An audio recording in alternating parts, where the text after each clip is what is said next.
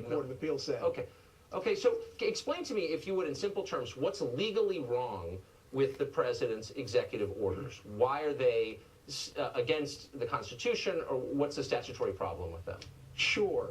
There's several significant infirmities that the Ninth Circuit found. Number one, the government took the position that the executive order was unreviewable. The Ninth Circuit, citing cases going back to 50 years ago, made it clear that while a president's executive order that impacts national security and immigration is entitled to deference, it is reviewable under constitutional standards. That's point number one. Second point, standing.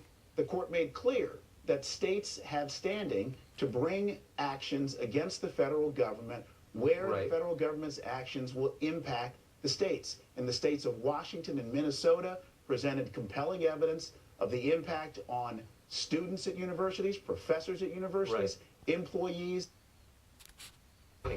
Thank you very much for having me, Tucker. In the ruling tonight, there was this line, and I'm puzzled by it. It says this: the government has not shown that the executive order provides what due process requires. Now, this order applies mostly to foreigners, non-U.S. citizens abroad. They're in other countries. The question, I think the key legal question here is, does due process as afforded by the Constitution apply to them? And if it does, it has massive implications for a lot of things. How could we ever bomb people in foreign countries, declare war on them, drone them, without giving them due process if they're due the rights the Constitution affords U.S. citizens?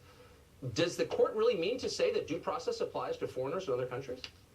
Well, I think the court's focus on due process was related to the impact of this executive order on immigration law. And clearly, with respect to due process applies to citizens in the United States, residents in the United States, as well as individuals who have applied and been granted visas. The court was very clear on that.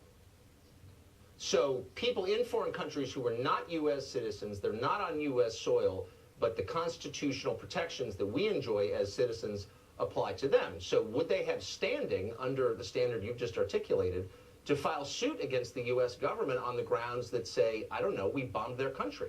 So Iraqis with visas in hand, because our protections apply to them, why wouldn't they be able to sue in federal court in the U.S. for, I don't know, waging war against them? Sure, Tucker, your hypothetical is interesting. I think it is a world away from the instant executive order related to immigration.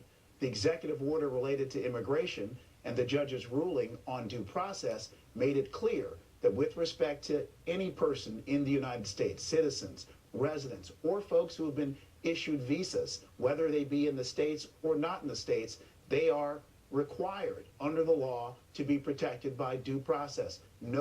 I mean, if they have due process rights, the same ones you and I as U.S. citizens possess, those rights do not just apply to the president's executive orders or to immigration. They apply to the whole panoply of rights granted us by the Constitution. That's a big deal. That means that tens of thousands, potentially millions of people around the world, not allowed to vote here, do not live here, have standing in U.S. courts as citizens. Like, why is that not a huge thing? Well, Tucker, it's because your hypothetical is so expansive and goes so far beyond the court's narrow application of the question presented that it's simply inapplicable. Why don't we